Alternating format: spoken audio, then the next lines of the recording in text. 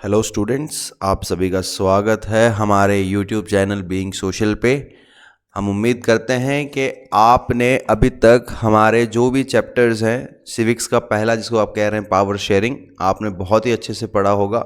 अगर नहीं पढ़ा है तो kindly go to the playlist, do watch the channel, do watch the video so that you can understand what is power sharing. हमारा जो अगला चैप्टर है वो है फेडरलिज्म। अगर आप इस फेडरलिज्म वर्ड को समझें तो आपने पहले चैप्टर में कुछ पढ़ा है इसके बारे में, जो आपने पढ़ा था power shared among different levels of government. अब ये डिफरेंट लेवल्स कौन से हैं, फेडरलिज्म क्या होता है, ये सब हम पढ़ेंगे इस चैप्टर में। ये हमारे सिविक्स का सेकंड चैप्टर है। हम उम्मीद करते हैं कि आप लोग सब इस वीडियो को देखेंगे और समझेंगे कि फेडरलिज्म कैसे हमारे डेली लाइफ में इम्पैक्ट करता है, या हमने फेडरलिज्म क्यों अपनाया, या फेडरलिज्म के अलावा सामने इसके कौन सी और गवर्नमेंट हो सकती है, या यूनिटरी फॉर्म ऑफ गवर्नमेंट क्या होता है, ये समझेंगे।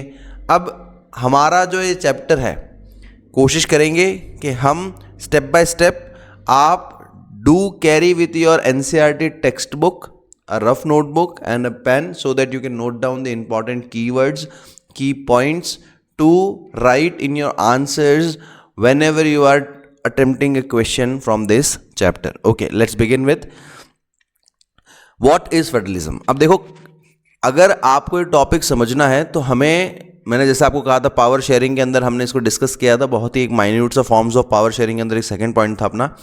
हम रिकॉल करते हैं हमारा पहला चैप्टर जो हमने डिस्कस किया था, इसके अंदर हमने दो कंट्रीज़ के एग्जाम्पल डिस्कस किए थे। एक तो थी हमारी बेल्जियम, दूसरी थी हमारी श्रीलंका।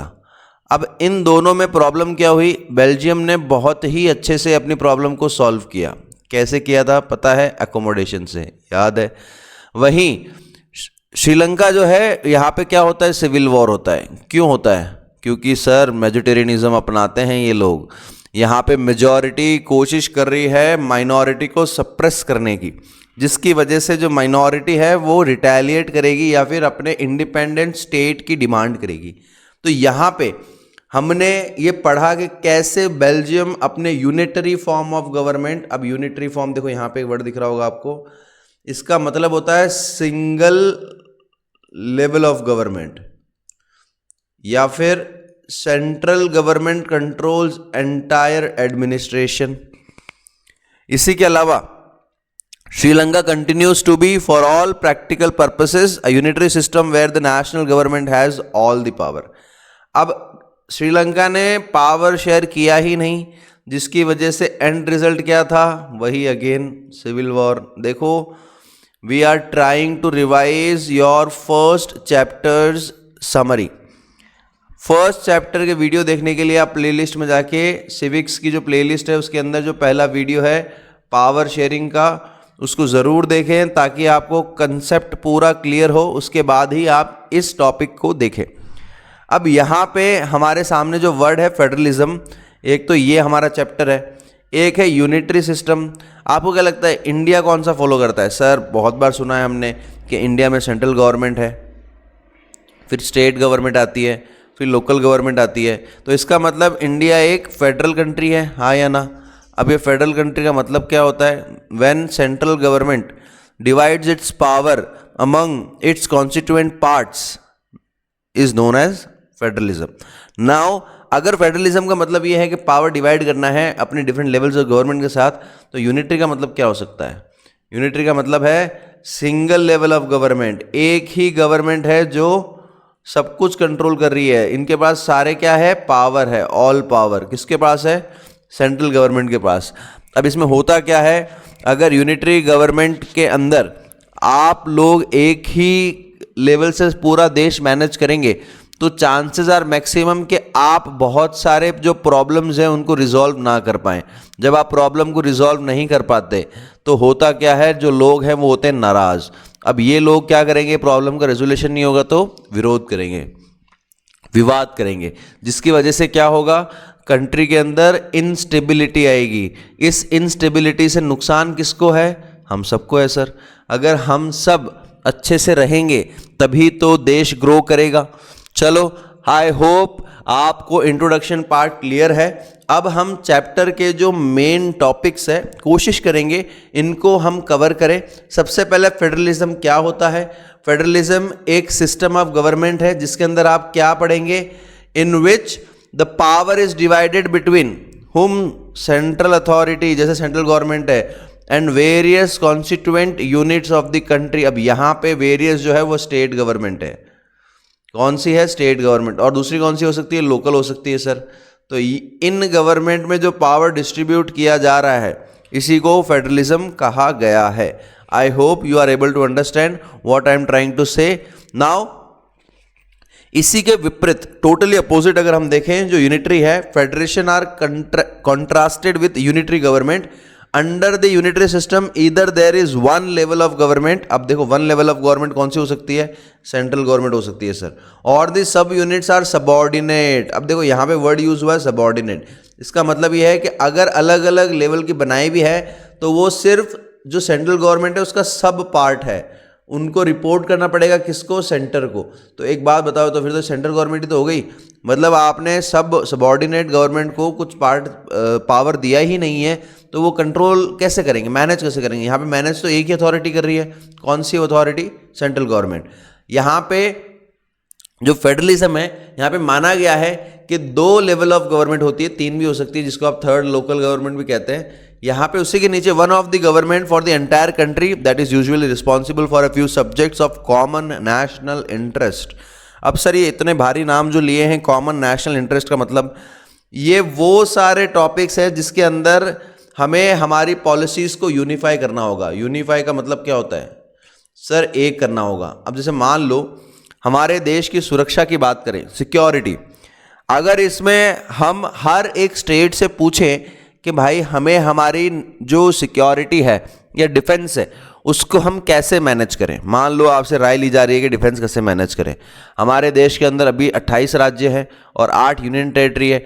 इन सब से अगर राय ली जाए, फॉर एग्जांपल मजाक कर रहा हूँ, अब यहाँ पे हो सकता है कि 28 अलग अलग पॉसिबल वेज हो, डिफरेंट वेज हो।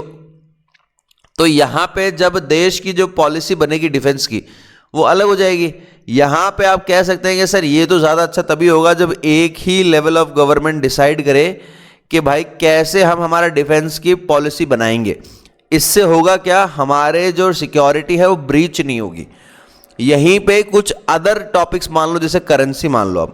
अब करेंसी जो है अगर इस पे भी अगर एक डिसीजन ना हो तो क्या होगी, प्रॉब्लम्स होंगी। तो ऐसे कुछ मैटर्स जो पूरे देश के हित में है, उन सारे सब्जेक्ट्स पे कौन कानून बनाएगा, सेंट्रल गवर्नमेंट बनाएगी। The other are governments at the level of provinces और states that look after much of the day to day administrating of their state. अब स्टेट गवर्नमेंट जो है उनको कुछ ऐसे मुद्दे दिए जाएं जो उनके लिए ज़्यादा इंपॉर्टेंट है या उनकी वजह से उनकी लाइफस्टाइल पे इम्पैक्ट पड़ रहा है। अब यहाँ पे ये तो क्लियर हो गया सर, फेडरलिज्म का मतलब ये है कि डिफरेंट लेवल्स ऑफ गवर्नमेंट होगी। यूनिटरी का मतलब क्या होगा, सिंगल लेवल ऑफ गवर्नमेंट होगी जो पूरे देश को कंट्रोल करेंगे। अब यहाँ पे आपको हो सकता है क्वेश्चन पूछ ले कि अगर आपको मौका दिया जाए, if you are given a chance, अगर आपको एक चांस मिलता है तो आप इन दोनों में से कौन सी गवर्नमेंट अपनाएंगे या इंडिया के लिए कौन सी बढ़िया है। अगर ऐसा पूछ लिया और आगे आपको ऐड कर दिया वाई, हो सकता है सीबीएसई आपको चेक करे कि आपको फेडरलिज्म और यूनिटरी का अंडरस्टैंडिंग है या नहीं है। यहाँ पे आपको समझना होगा ऐसे क्वेश्चन सिर्फ आपको गुमराह करने के लिए या ऐसे मान लीजिए आप ट्रिक करने के लिए पूछे जाते हैं और बच्चों को लगता है कि इनके आंसर्स लिखें क्या। अगर आपको बोल दिया जाए, मान लो क्वेश्चन है, if you are in a class 10th, what suggestions would you give to a country India, which form of government they must follow, whether they should follow federalism or unitary. If you are supporting federalism, why? If you are supporting unitary, why? So you have to write the reasons why you support unitary, why you support federalism. Try to attempt a question. This will help you to develop the understanding of the topic in a much better way. Okay, next let's proceed. Now, features of federalism. On what basis we can say that India is a federal country, या federalism के अंदर कौन से characteristics होती हैं। ये question बहुत ही common है, बहुत बार पूछा गया है। आपको यहाँ पे समझना होगा कि फेडरलिज्म से जब भी आपसे क्वेश्चन पूछे फीचर्स के बारे में, तो आप किन किन पॉइंट्स को इंक्लूड कर सकते हैं। यहाँ पे हम एक एक पॉइंट को समझने की कोशिश करेंगे। देखिए, सबसे पहले तो फेडरलिज्म में हमने पढ़ा ही था कि जो लेवल्स ऑफ गवर्नमेंट होते हैं वो अलग अलग होते हैं। ये आपने चैप्टर 1 में दोबारा पढ़ा है। यहाँ पे आपके सामने दोबारा रिपीट हो रही है पॉइंट, तो आपको इतनी डिफिकल्टी नहीं होगी। देयर आर 2 और मोर लेवल ऑफ गवर्नमेंट। अगर आपसे पूछे कौन से हैं, एक तो स्टेट गवर्नमेंट हो सकती है, दूसरी लोकल गवर्नमेंट हो सकती है, याद रहेगा। ओके, दूसरा जो पॉइंट है, different tiers of government govern the same citizen but each tier has its own jurisdiction. अब सर, ये जुरिस्डिक्शन का मतलब क्या होता है? ये होता है स्पेसिफिक एरिया। स्पेसिफिक एरिया किसका? रूल करने का। जैसे मानते हैं, भी डिस्कस करते हैं बहुत ही सिंपल तरीके से। अब मान लेते हैं आप किसी एक स्टेट में, उस स्टेट के कुछ छोटे से डिस्ट्रिक्ट में आप हैं। छोटा सा डिस्ट्रिक्ट, मतलब डिस्ट्रिक्ट तो बड़ा ही है, लेकिन उसके बड़े से डिस्ट्रिक्ट में छोटे से गांव में आप रहते हैं। मान लेते हैं, आप लोगों ने बहुत बार सुना होगा इंडिया का सबसे बड़ा स्टेट कौन सा है? राजस्थान मान लेते हैं। अभी जो राजस्थान है, इसमें एक डिस्ट्रिक्ट है या कैपिटल मान लो जयपुर। अब जयपुर का एक गांव है, मान लो चाकसू। अब समझने की कोशिश करते हैं। यहाँ पे इंडिया में एक स्टेट है राजस्थान से एक डिस्ट्रिक्ट है जयपुर का एक गांव है चाकसू।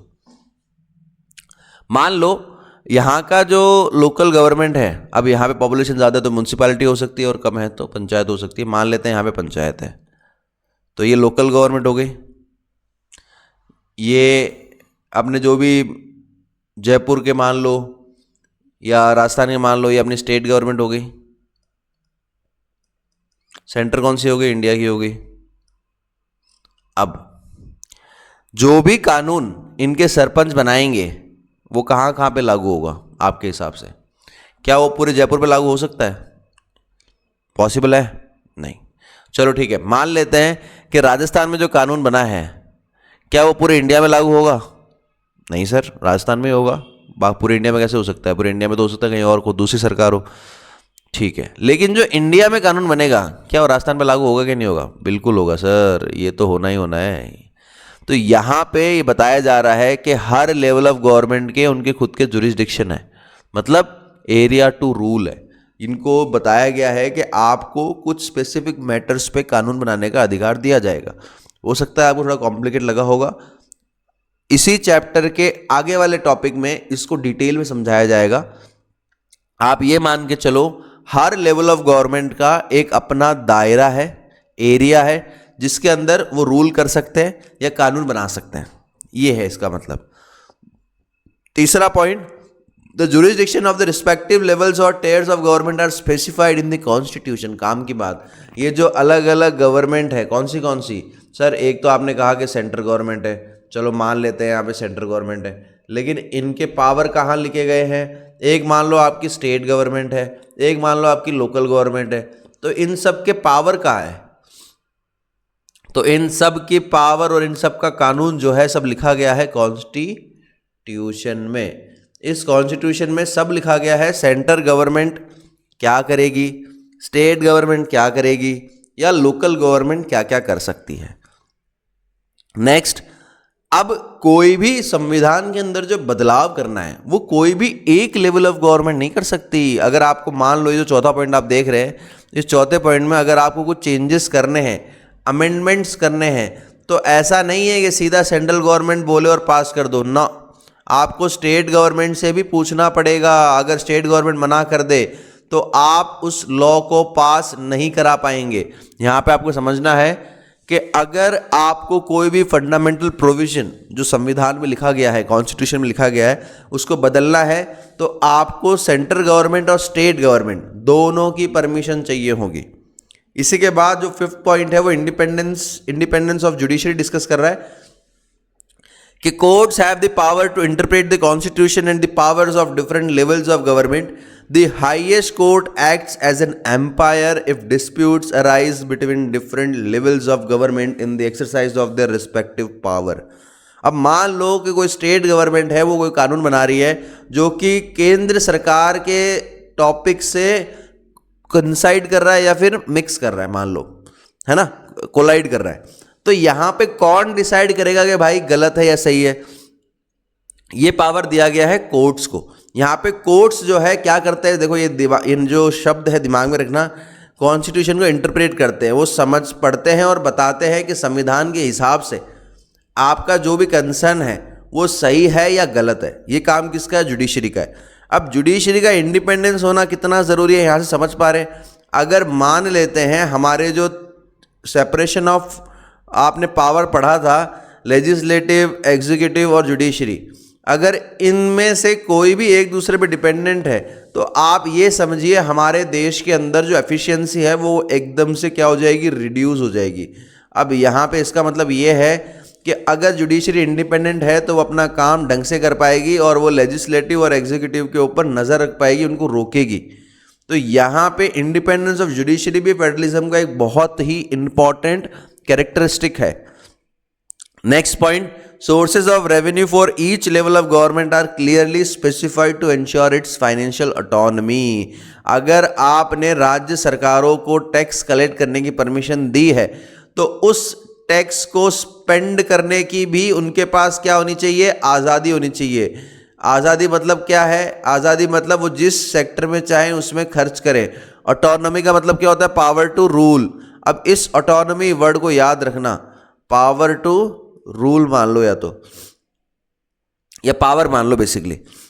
अब यहां पे मान लो इनको टैक्स तो कलेक्ट कर लिया इन्होंने, लेकिन फाइनेंशियल ऑटोनॉमी है ही नहीं, तो क्या कोई भी स्टेट फ्लरिश कर पाएगा? क्या कोई भी स्टेट डेवलप कर पाएगा? The answer is no. Okay, so I want each one of you to pay attention to the features of federalism। आप एक बार इन 6 के 6 को वापस एक बार रिवाइज करें। इसी के साथ जो हमारा लास्ट पॉइंट है वो है फेडरलिज्म के डुअल ऑब्जेक्टिव है। सबसे पहला ऑब्जेक्टिव क्या है? सबसे पहले तो आप बचाओ और बढ़ावा दो, किसको? हमारे देश की यूनिटी को। अब ये याद रखना, हमारा जो फेडरलिज्म है वो देश को बांट नहीं रहा है बल्कि जोड़ रहा है, याद रखना। इसी के साथ साथ जो बेल्जियम में किया था अकोमोडेशन, यहाँ पे भी रीजनल डाइवर्सिटी को अकोमोडेट करना है, ऐसा फील नहीं कराना है जैसा श्रीलंका में माइनॉरिटी ने फील किया था। Please remember this will definitely help you to write the answer. अगर मैं आपको वापस वो सारे पॉइंट याद करने को कहूँ तो बहुत ईजी है। सबसे पहले फेडरलिज्म का हमने मतलब पढ़ा था 2 और more level of government. Each level has their own jurisdiction. जो सेंट्रल गवर्नमेंट है उनके खुद के कुछ एरियाज स्पेसिफाइड, उसमें वो काम करेंगे। कोई भी जो संविधान के अंदर चेंज करना है वो आप बिना दोनों लेवल ऑफ गवर्नमेंट के कंसल्टेशन के नहीं कर सकते। जुडिशरी जो है वो इंडिपेंडेंट है, फाइनेंशियल ऑटोनॉमी है, डुअल ऑब्जेक्टिव है। इसी के साथ साथ जो आपको ये बताया गया है कि हमारे जो भी जुरिडिक्शन है वो सारे मेंशन किए गए हैं किसके अंदर?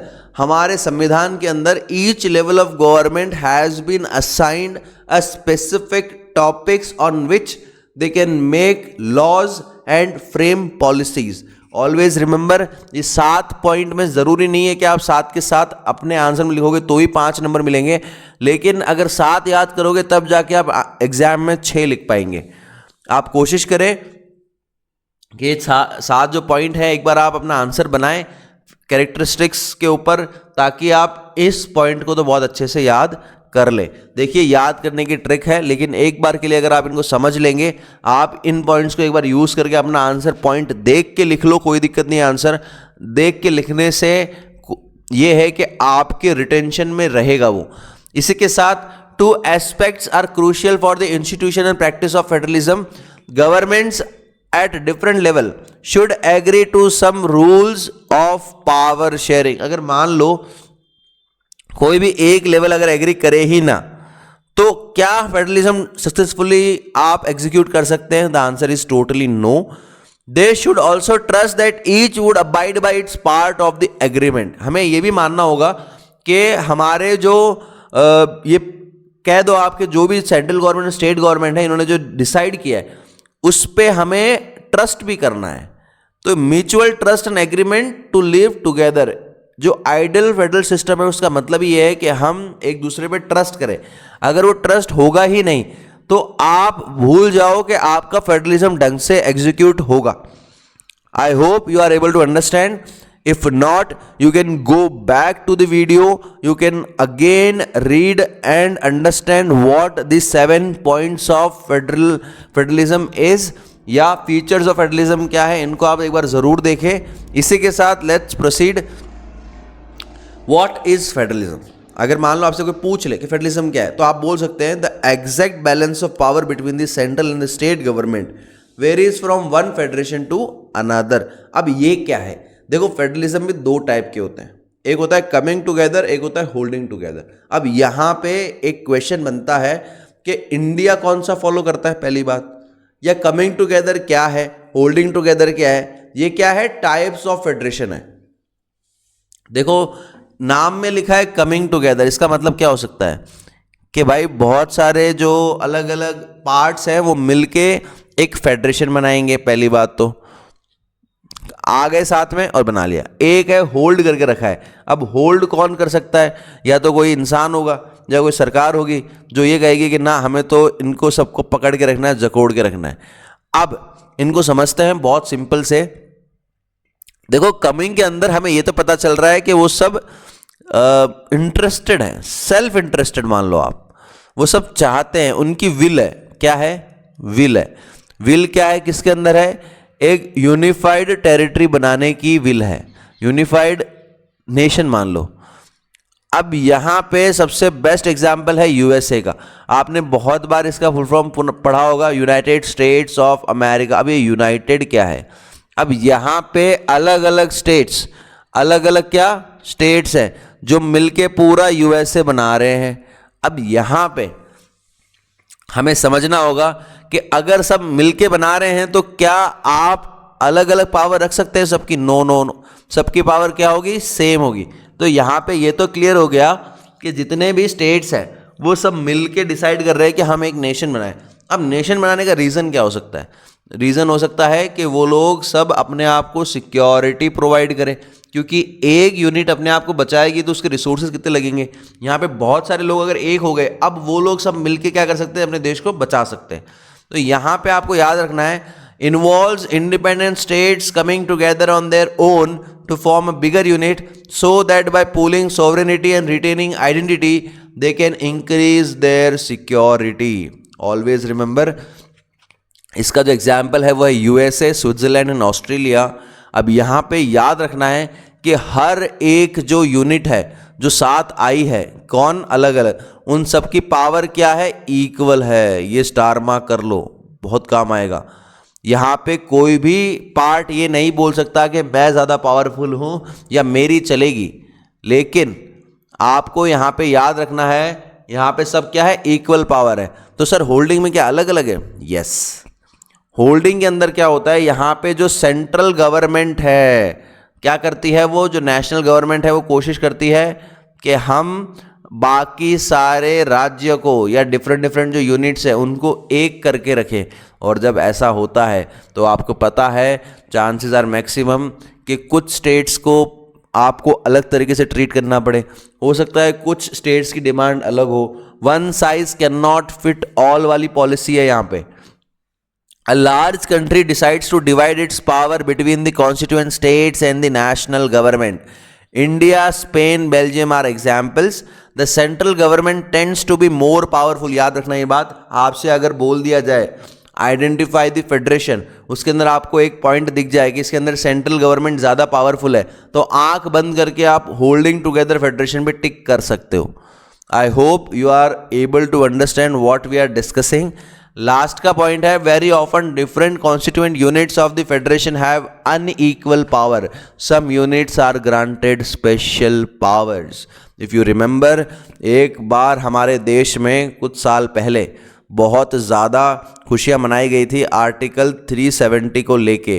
अब मैं चाहता हूँ आप इस आर्टिकल के बारे में पढ़ें क्या है। और यहाँ पे आर्टिकल 371 जो है वो नॉर्थ ईस्टर्न स्टेट्स को कुछ स्पेशल पावर देता है। क्या पावर देता है? कि रीजनल ऑटोनमस जो काउंसिल है वो आप बना सकते हैं। तो यहाँ पे एक बात तो क्लियर हो गई कि जो होल्डिंग टुगेदर है इसके एग्जाम्पल इंडिया है। इंडिया के अंदर हमने अलग अलग स्टेट्स को अलग अलग पावर दी है। यहाँ पे हमने अलग क्यों किया है? क्योंकि उनकी रिक्वायरमेंट अलग है। जो मान लो हिमालयन स्टेट्स है, अगर उनको प्रोटेक्शन नहीं दी जाए तो हो सकता है कि हमारे ऊपर कभी भी अटैक हो जाए। वहीं पे कुछ ऐसे स्टेट है जो आपको पता है कि अगर बिना हेल्प के शायद ग्रो करेंगे ही नहीं। तो यहाँ पे गवर्नमेंट, जो सेंट्रल गवर्नमेंट है, वो कोशिश कर रही है कि हम अच्छे से इन सारे कंट्रीज़ को या स्टेट्स को मैनेज कर पाएँ।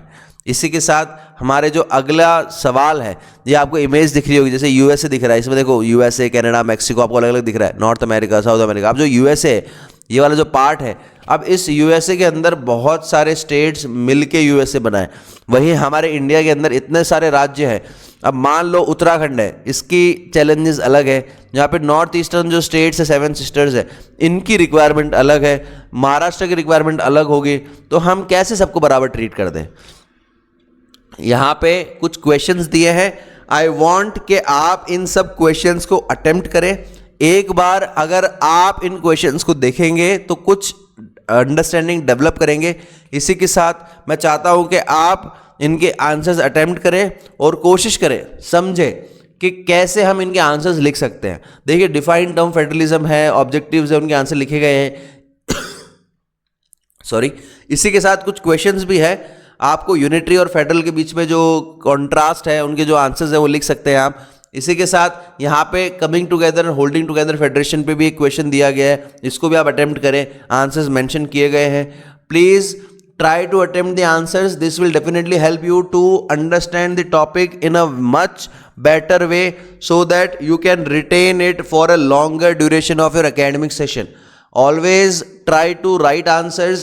अब जितने भी क्वेश्चंस आपको दिए हैं, आप प्लीज़ इन सारे क्वेश्चंस को अटेम्प्ट ज़रूर करें। यहाँ पे आप जितना ज़्यादा कोशिश करेंगे या प्रैक्टिस करेंगे, आपको क्या होगा, चीज़ें उतनी ज़्यादा याद होगी। I hope whatever we have studied till now, you will revise it again. अगर आपको किसी भी पॉइंट ऑफ टाइम पे लग रहा है कि आपको नहीं समझ में आया, एक बार वीडियो दोबारा देख लें। आपको अगर फिर भी कोई डाउट रहता है, डू कमेंट। अगर आपको ये वीडियो पसंद आया है तो लाइक करें, शेयर करें। Do subscribe our channel Being Social KP. This will help you to get notification for our latest updates. Whatever we are uploading to the content or the channel, you will get the notification. Do subscribe, do like and share. Now signing off.